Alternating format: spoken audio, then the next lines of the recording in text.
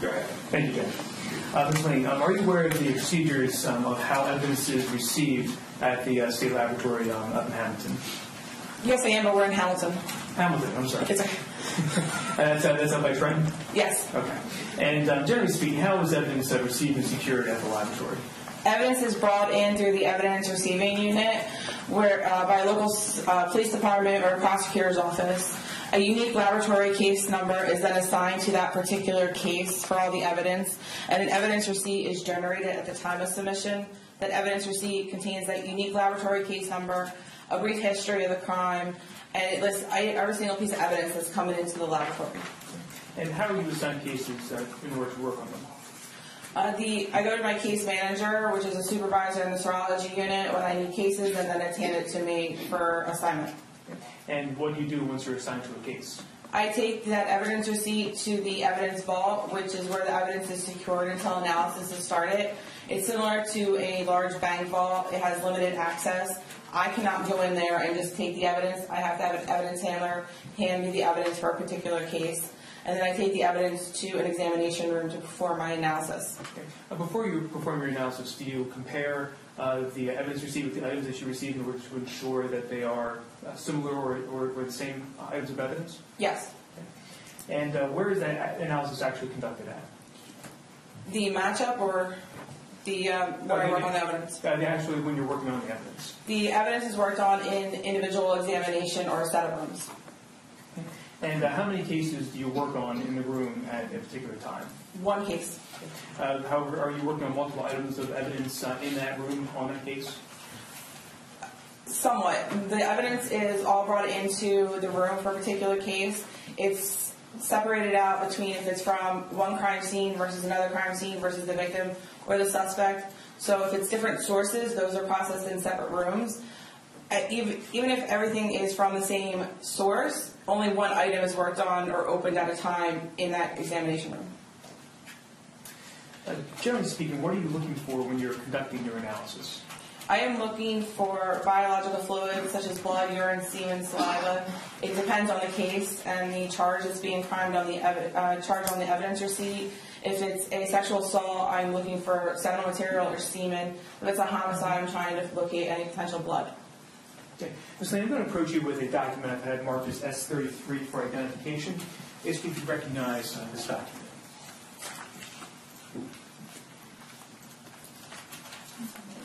S33. Yes, it is. Okay, and what is S33?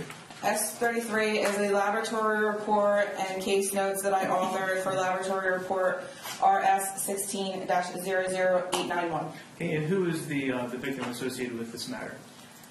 Tara L. O'Shea Watson. And who is the suspect?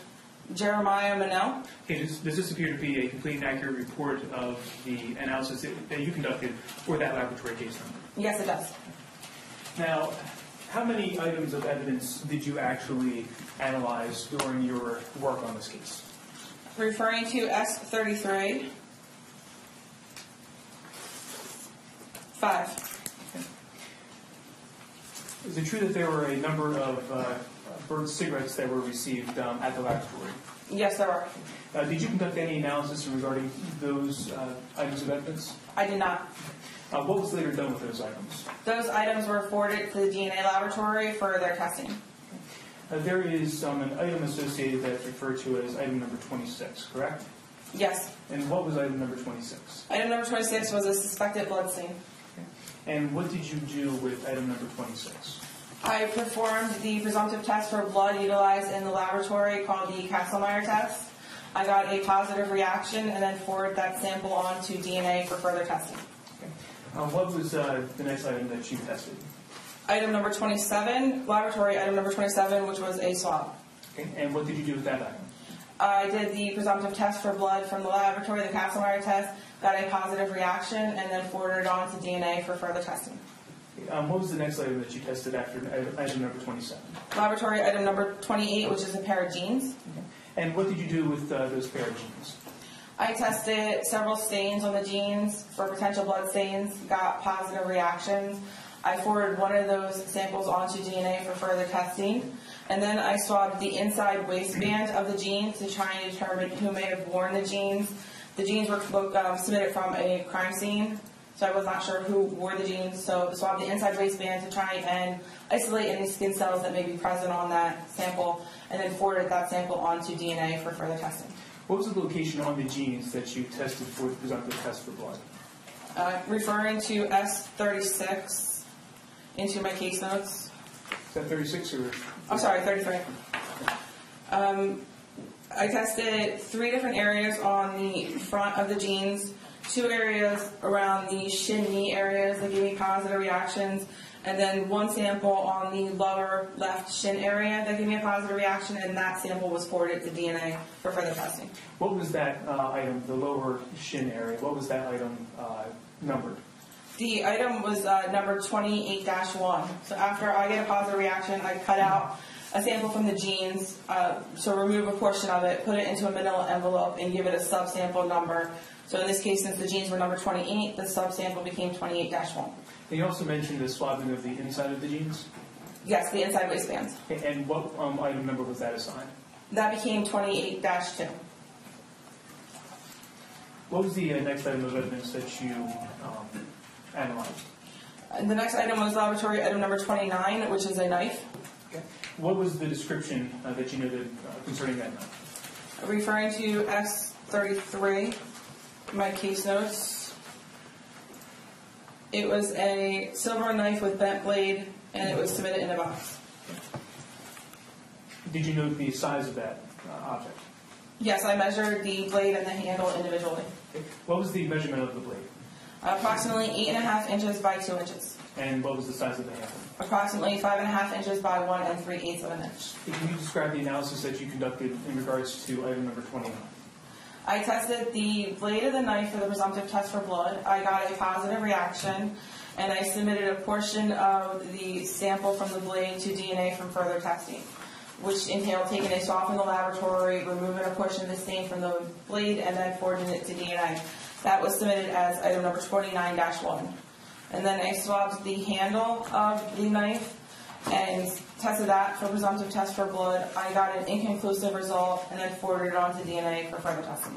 In regards to the handle of the knife, what did you note about the handle of the knife? I noted that the handle had blue-green material present on the item. Okay, did you contact a member of the state police regarding that material that was on the knife? Yes, I did. Okay, and as a result of that conversation, what did you learn?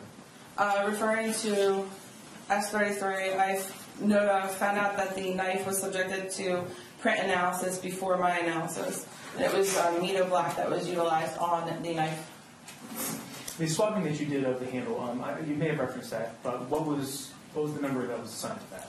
The swabbing of the knife handle went to DNA as number 29-2. What was item 30? Laboratory item number 30 was another knife. And what was the description that you noted about that knife?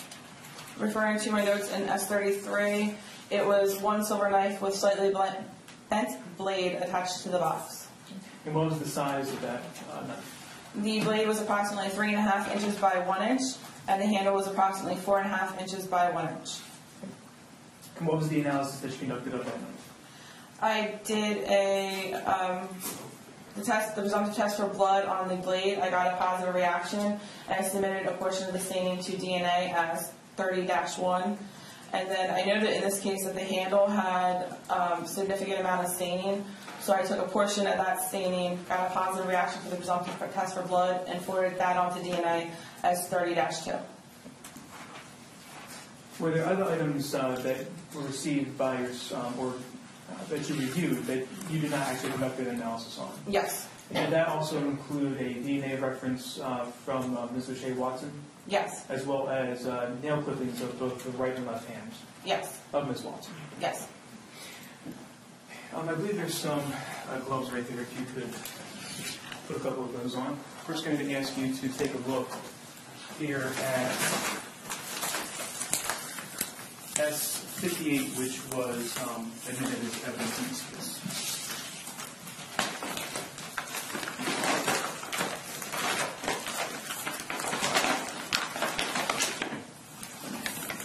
If you could remove the if you could open up that waste of paper.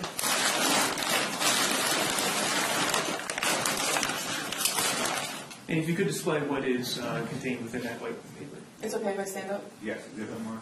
Yes, this is admitted as S58. S58.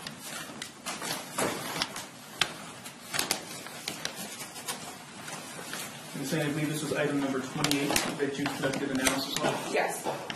And could you display that to the jury? Actually, if you could turn around also, I believe that there are a number of tags that are on the front of those jeans.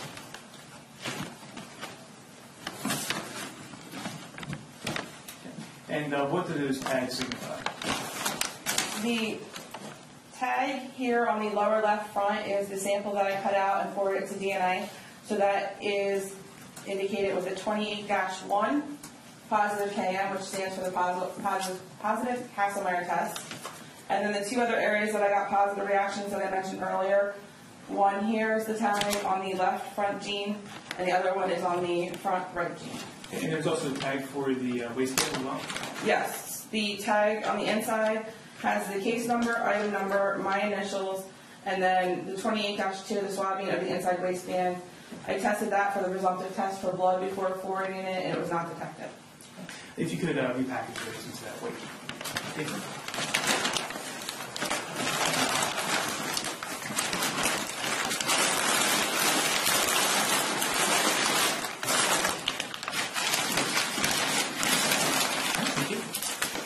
I'm going to show you a couple of other items as well.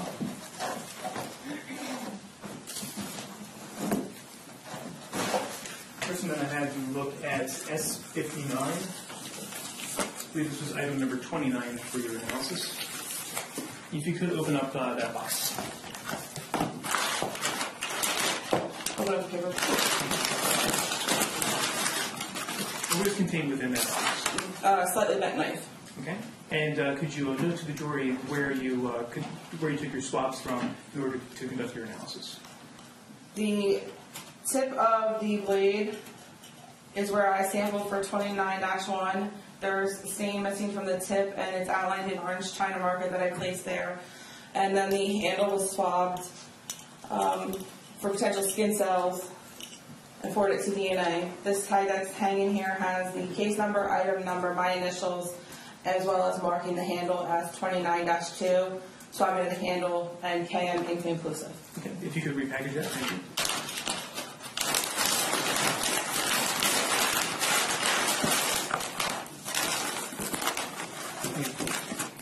Next I'm going to show you S60. If you could identify what S60 was. Laboratory item number 30. Okay. If you could go ahead and open up that here.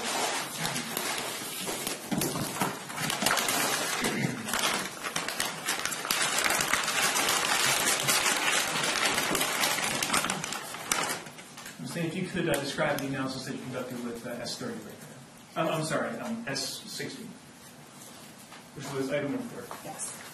The portion of the blade that I submitted to DNA for testing is indicated here with the masking tape, positive Kastle-Meyer test, and the orange China marker indicates the area that I swabbed. And then on the other side of the handle is the portion that I sent as 30-2, again, positive Kastle-Meyer test, outlined in orange China marker. And the hanging tag shows the item number, case number, and my initials. Thank you. If you could read that.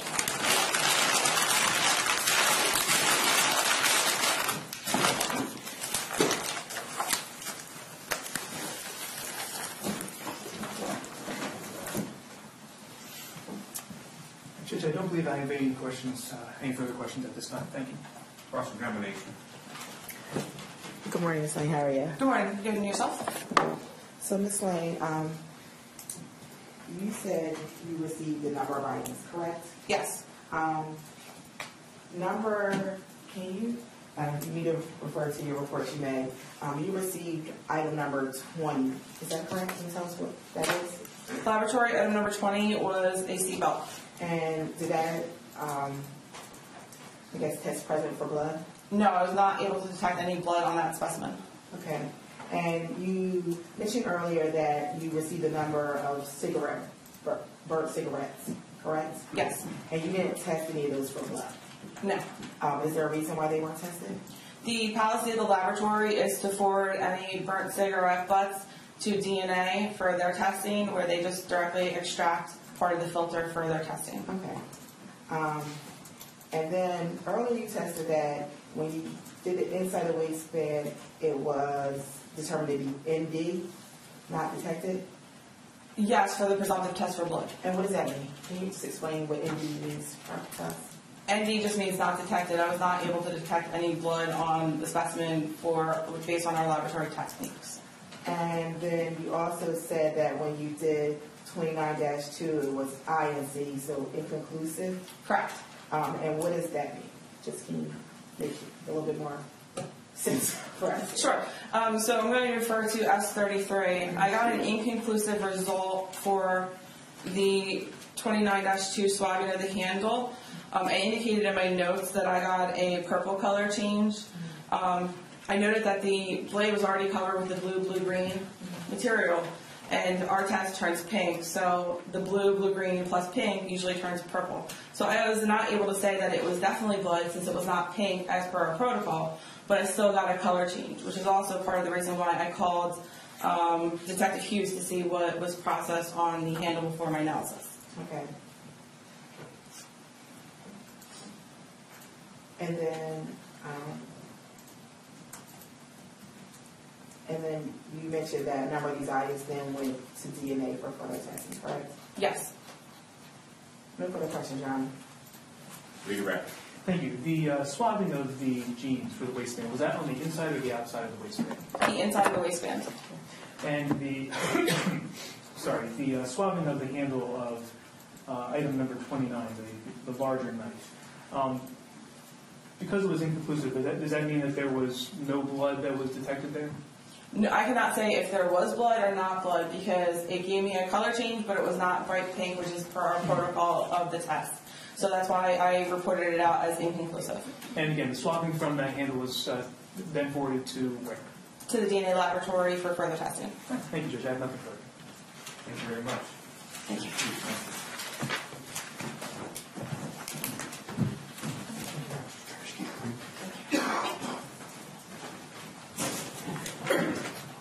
Judge, I'll get my next witness.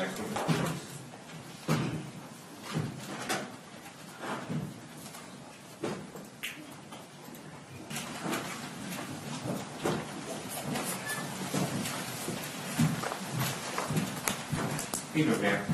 Good morning. Raise your right hand, please. Do you swear or affirm to tell the truth, the whole truth, and nothing but the truth so help you God? I do. Please state and spell your name for the record. Kimberly Michalik, KIMBERLYMICHALIK. Thank you. Okay. Have a seat. Your witness. Thank you, Judge. Good morning, ma'am. Good morning. Ma'am, where are you employed?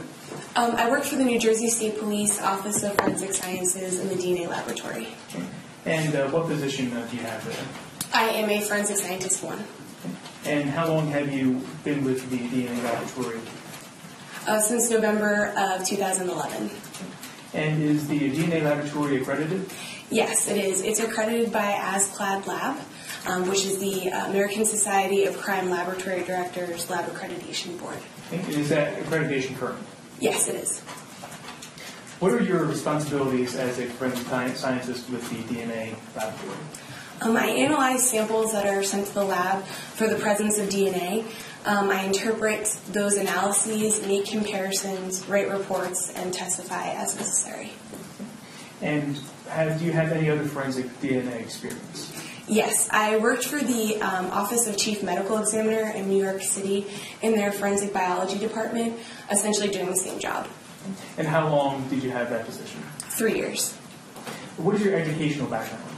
I have a Bachelor's of Science in Chemistry with a concentration in Forensic Science, as well as a Master's of Science in Forensic Science, both of which are from Cedar Crest College in Allentown, Pennsylvania. How are you trained in DNA analysis? At the laboratory, when a new analyst starts, they essentially shadow certified analysts. So we observe analysts doing just the normal casework, everything that we would do normally in the lab. Then we demonstrate those techniques to a certified analyst. And then we perform those techniques on our own with known samples to the laboratory. So we're expected to get particular DNA profiles from our analyses. We also do mock case write-ups. We take a written exam. We perform analyses on a mock case, and then we do a moot court on that mock case. And did you complete the necessary steps of your training and receive a certification in DNA analysis? Yes, I did. And when did you receive that certification?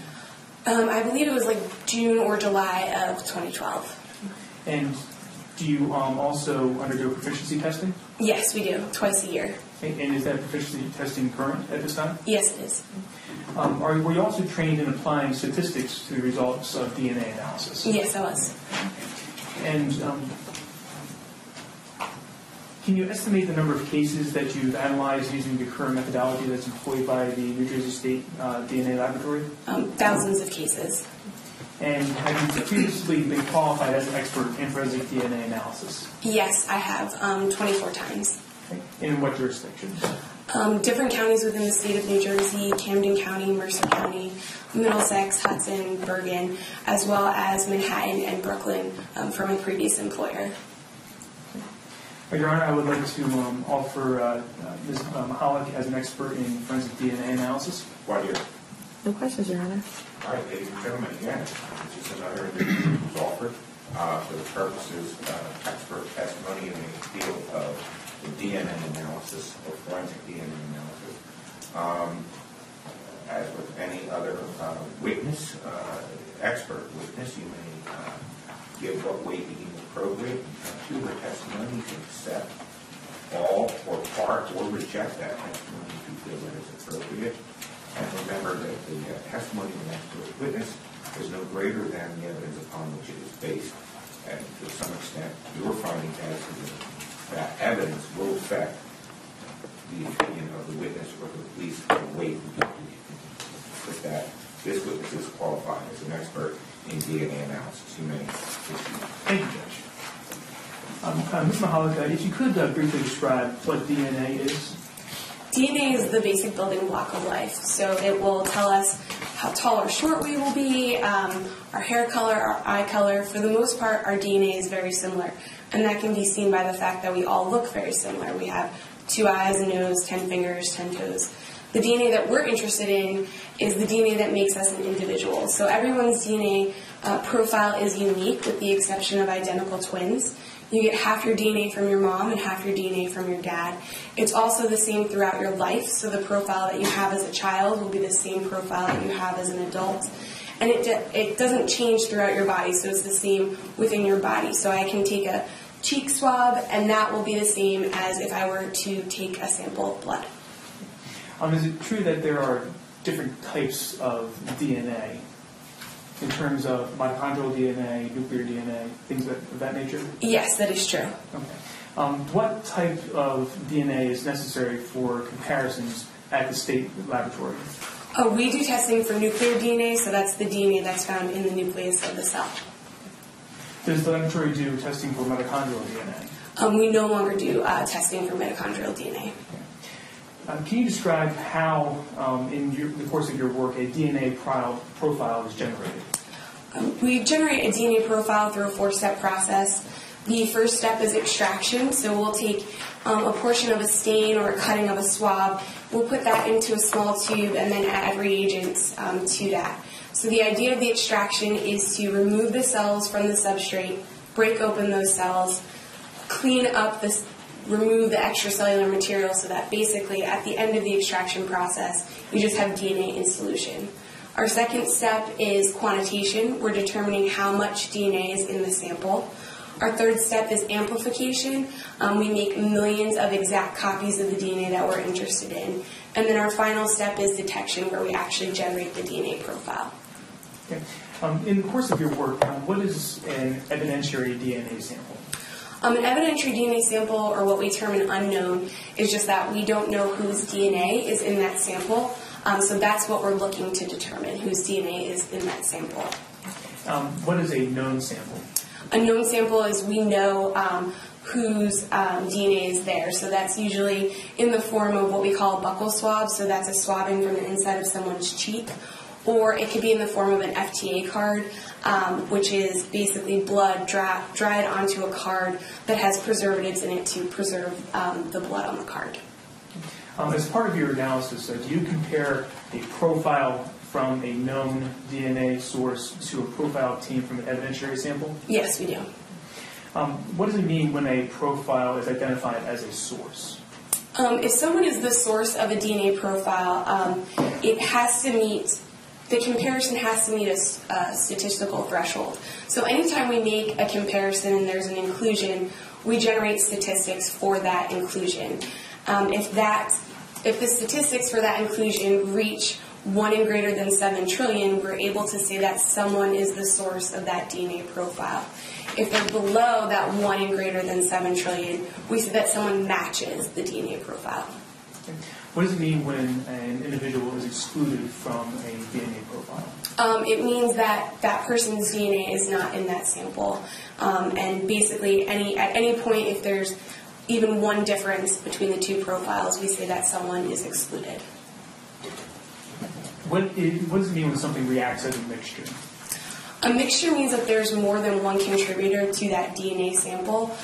So it can be 2, 3, 4 people within that sample. So when we do that final detection step, the DNA profile comes out of the instrument as peaks. So we're looking for either 1 or 2 peaks at every location. Because like I said earlier, you get half your DNA from your mom and half your DNA from your dad. So you could have 2 peaks, one from mom and one from dad. Or you can have one bigger peak, meaning that mom and dad gave the same peak, basically. So if we see more than 2 at a particular location, so say we see 3 or 4 peaks, that means that there's more than one person in that mixture. Also, these peaks, the height of the peaks is based on the concentration of the DNA in the sample. So we can have a major contributor to the mixture, so all their peaks are high and they all go together. And then we can have a minor contributor to the mixture, meaning that all of their peaks are low and all of those lower peaks go together. When something does react as a mixture, generally are you able to identify if somebody can be a source or a match and also exclude individuals from those mixtures? So first we have to determine how many people are within the mixture, and then after that we have to determine if we can, basically if there's enough difference between the tall peaks and the short peaks. So if all of the peaks are very close in height, we're unable to deduce that mixture. We can't say that there's a major or a minor contributor. But if there's a good enough difference between the major peaks and the minor peaks, we can say there's a major contributor and a minor contributor. And then we can make comparisons to the minor contributor and to the major contributor. And from that you can identify if somebody could be classified as a source? Yes, that's correct. And then also a match and also exclude individuals? Yes, that's correct. Where do you obtain the statistics to determine if a known sample can be identified as a source, a match, or somebody can be excluded? So we use, basically every location has different variations at it. And all of these variations have a frequency. So we're able to take these frequencies and multiply them together and get the statistical evaluation for the profile. And this is based on a database that's been generated by the FBI. When you say the term location, what are you referring to? We look at 16 different locations on the DNA. What steps are taken to ensure the accuracy and reliability during your analysis? Along the way, we have different witnessing steps. So if we're transferring tubes or moving between instruments, these are all witnessed. We also wear personal protective equipment. So we have a face mask, a hairnet, a lab coat, gloves, protecting us from the samples and protecting the samples from us. We also run those reagents that I spoke about earlier. We'll run them in tubes without any DNA. So we're ensuring that the reagents that we use along the way are clean and not contaminated. We also run positive controls so that at the end of that 4-step process, we're ensuring that everything worked because we got that particular profile from that positive control. And then we also, when we write up cases, when we write our reports, they're peer-reviewed and administratively reviewed. So two people have agreed with my findings in this case. How is it that you were assigned to work on a particular case? We're assigned cases arbitrarily. Basically, when we're ready, when we're done writing up our current batch of cases, we'll go to our case manager and ask for more cases. What do you receive once you're assigned a case? When I receive a case, I receive a evidence receipt and, at the time, a DNA worksheet. How do you get the evidence in order to complete your analysis? I will go to our vault. So basically, it's a big bank safe almost, and we go there and we let the women in the vault know that we're going to pick up cases. They get the cases for us. The evidence is in the form of a DNA packet that has been made by the serologist who processed the evidence. How do you determine what evidence will be analyzed? Usually what happens is we receive, on that DNA worksheet, the serologist has tested the items, so they're presumptively positive for blood or semen or saliva. So then we look at the items and then we'll test the appropriate items from what serology has sent us. Can you describe the area where you actually conduct your analysis? We have 2 lab bays, so actually we have 3 lab bays now. So in 2 of them, we're able to examine the specimens that are sent to us from serology. We do the extraction, quantitation, and amplification. And then we have a separate area where after the amplification is completed, we move on to that final detection step, because we keep separate pre-amplification and post-amplification, because at that amplification step, like I said, we make millions of exact copies, so there's a lot more DNA in those samples after the amplification, so we keep those 2 areas separate. After you go through all those steps that you described, that 4-step process, breaking apart the cell, how much DNA is in there, making the copies, and then doing the comparison, do you generate a report based on the results? Yes. I'm going to show you a document I've had marked as S35.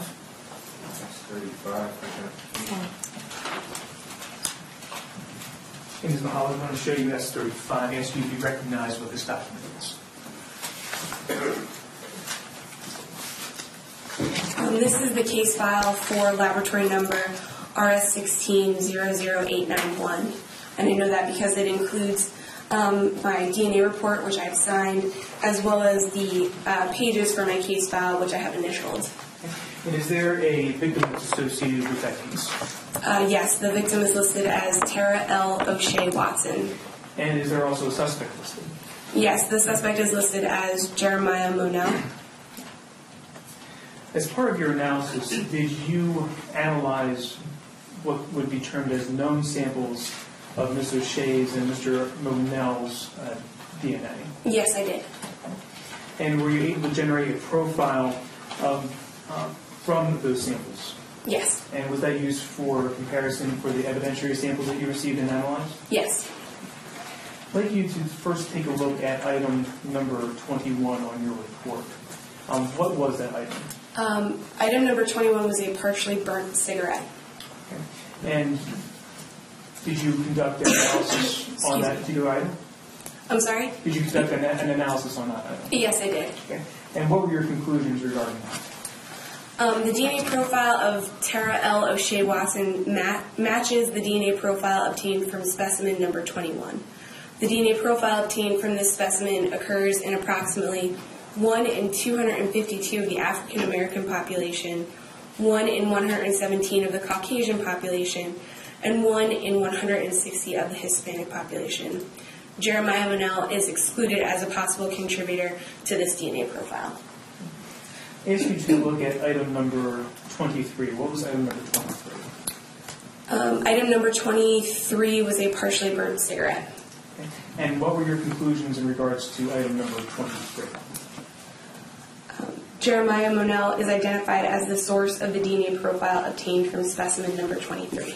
Okay. And just for our benefit again, what does it mean when somebody is identified as the source?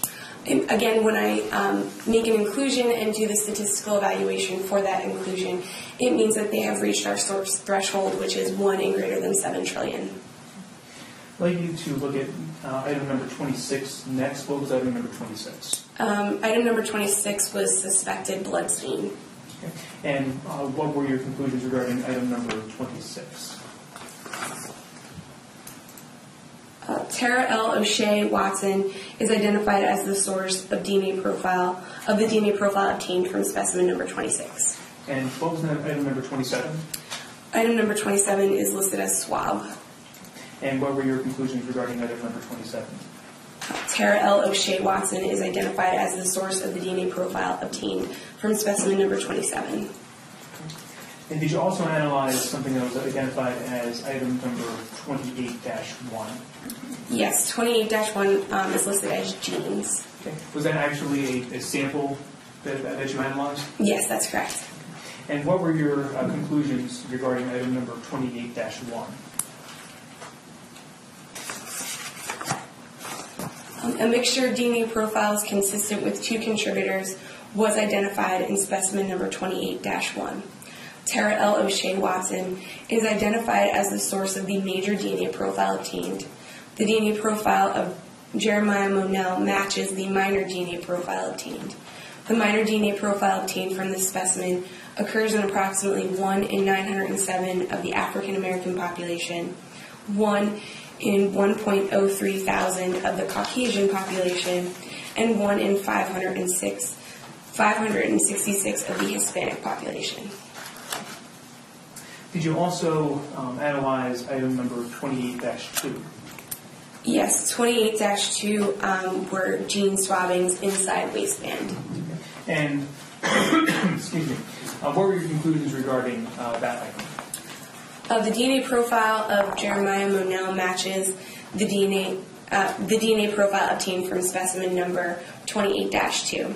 The DNA profile obtained from this specimen occurs in approximately 1 in 47.3 million of the African American population, 1 in 27.8 million of the Caucasian population, and 1 in 3.68 million of the Hispanic population. Did you also analyze the number of swabbings from several knives? Or 2 knives, excuse me. Yes, I obtained 2 samples from number 29, which was knife swabbing of blade was 29-1, and then knife swabbing of handle was 29-2. And then I also received, again, the similar swabbings from item number 30. So 30-1 was knife swabbings from blade, and 30-2 were knife swabbings from handle. What were your conclusions regarding 29-1?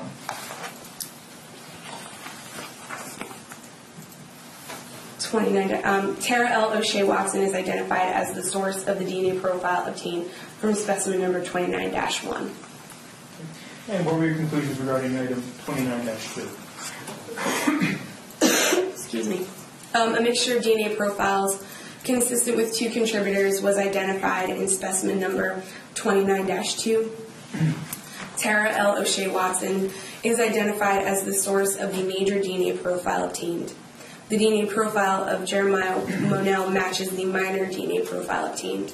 The minor DNA profile obtained from this specimen occurs in 1 in 1 of the African American population, 1 in 2 of the Caucasian population, and 1 in 1 of the Hispanic population. In regards to item 30-1, that was also a swab from the blade of item number 30? Yes, that's correct. And what were your conclusions regarding item 30-1? Tara L. O'Shea Watson is identified as the source of the DNA profile obtained from specimen number 30-1. And 30-2 was a swabbing of the handle? Yes. And what were your conclusions regarding 30-2? Tara L. O'Shea Watson is identified as the source of the DNA profile obtained from specimen 30-2. And were there also a number of fingernail clippings that you received? Yes. Item 32 were right hand nail clippings, and item 33 were left hand nail clippings. And those were nail clippings from Tara O'Shea? Yes, that's correct. And what were your conclusions regarding the right and left nail clippings? Tara L. O'Shea is identified as the source of the DNA profile obtained from specimens 32, and 33. So I just want to be clear, there were no other DNA profiles obtained from the fingernail clippings? That's correct. There's nothing further at this time. Thank you. Cross-examination. Good morning. Good morning. So I want to step back and talk about DNA a little bit, okay? Excuse me. You said every is the foundation of who we are.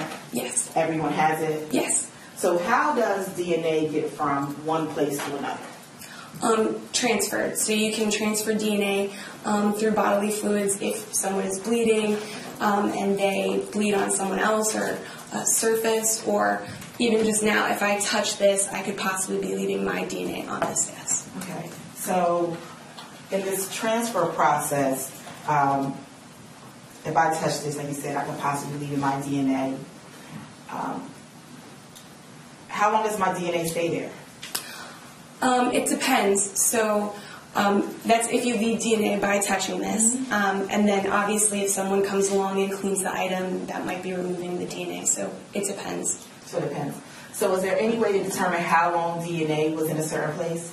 No, the testing that I do, I can only tell you that I found this DNA on this item. I can't tell you how it got there or when it was deposited there. So I want to talk to you a little bit more about transfer DNA. Is the only way to transfer DNA from me actually touching something? No, there can be a secondary transfer. So, say you touch the surface, and then I came along and touched the surface. I could pick up your DNA and then touch it onto another surface. So that would be considered secondary transfer. So we're not directly contacting each other, but I can move your DNA. Yes. Okay. So now I want to go to your lab report. Yes. So we talked about there was a portion when the state asked you questions where you said that, for example, for specimen number 21, that is 1 in 252 of the African American population. Can you explain what that means? That means that you would have to assemble a theoretical population of 252 African Americans before you would expect to see that profile. Okay. So I'm going to kind of jump around a little bit. Okay. So just follow me. So on the last, I believe it's specimen 29-2, yes. You said that 1 in 1 of the African American population has this minor profile. Yes, right? that's correct. So that means I likely have that profile. Right. So I believe for this particular minor profile, there was only, so like I said, we look at 16 different locations, and you have different possible variations at each location. Those variations are called alleles. So for a full profile, you would have 2 or 1 alleles at every location.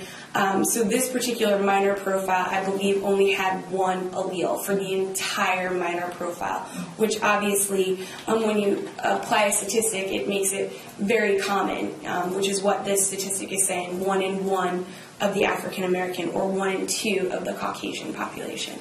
So, for example, they said this is 1 in 2 of the Caucasian population. Mr. Monell and Mr. Perry are both sitting there, so there's a likelihood that one of them had that. Yes, that's true, Right. yes. And then we have the detective here and the prosecutors, a likelihood that one of them may have also had that same allele, correct? Right, that's possible, yes. All right. And just to refer, we're referring to item 29-2, is that correct? Yes. And what item was that? 29-2 was the knife swabbing handle. So it was the handle, the knife. So the likelihood is that one out of every 2 Caucasian person has that, would have matched. Right, that's correct. All right. Now I want to talk about a couple other things that was set out.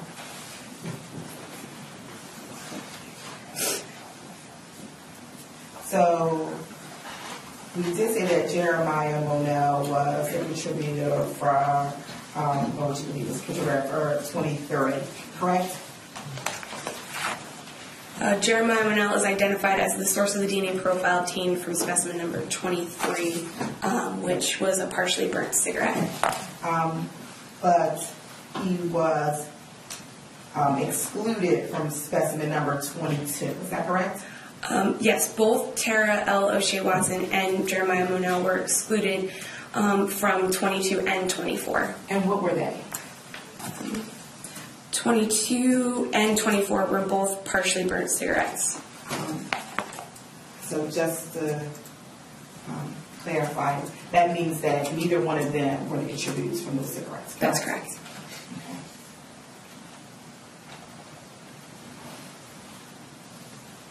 And then I want to talk to you a little bit about 30-1 and 30-2. Okay. Okay? And what was 30-1 and 30-2? 30-1 was knife swabbing from the blade, and 30-2 was knife swabbing from the handle. And was Jeremiah Monell the source of any of the DNA contributors from that handle or that blade? No, Tara L. O'Shea Watson was identified as the source of both of those samples. Okay.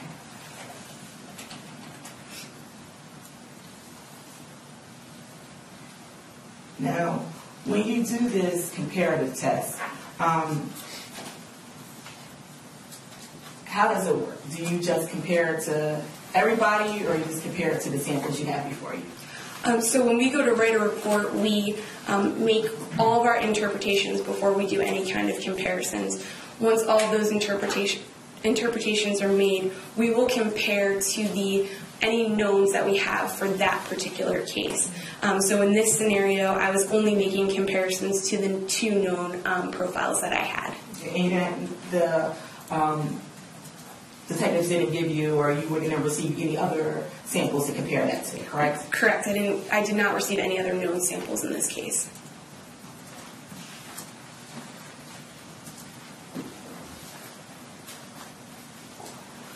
I also noted on your thing that says that you submitted samples, specimens 22, 23, and 24 to CODIS. Is that correct? Yes, that is correct. And why would you do that?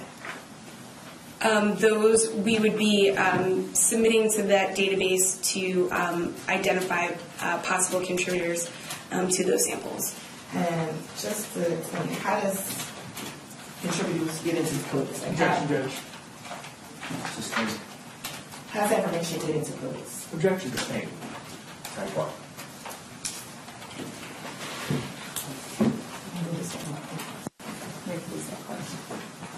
Rephrase, counsel. I'm sorry, what does CODIS stand for? CODIS is the combined DNA index system. Sorry. And what does CODIS do? CODIS, so there are evidentiary samples within CODIS, and then there are known samples within CODIS from state, local agencies, national agencies. They're in there. So essentially, if we have a sample that is an evidentiary sample and we don't know who belongs to that sample, who's the known contributor, we will upload it to CODIS and see if there are any matches in the CODIS database. Okay. And in this particular case, did this submit these samples, did it return any results? Not to my knowledge.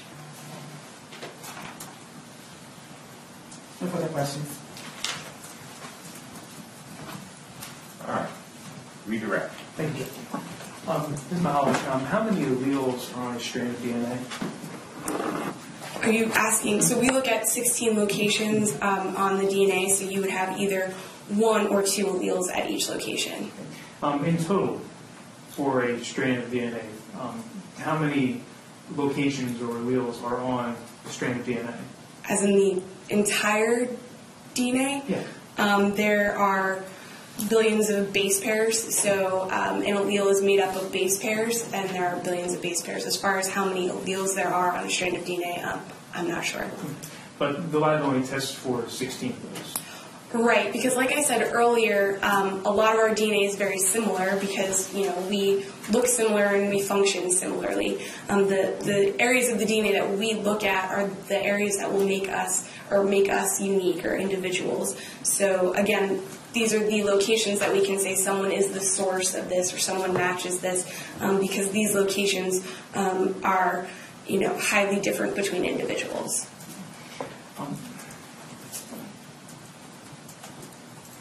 You were able to exclude Mr. Monell from a number of the samples, correct? Yes, I was. Were you able to exclude him from item 29-2?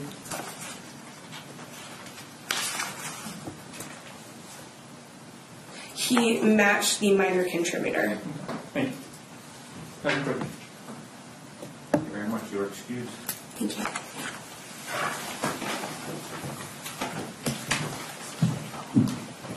If I could just have a moment, Judge? Yes. Thank you.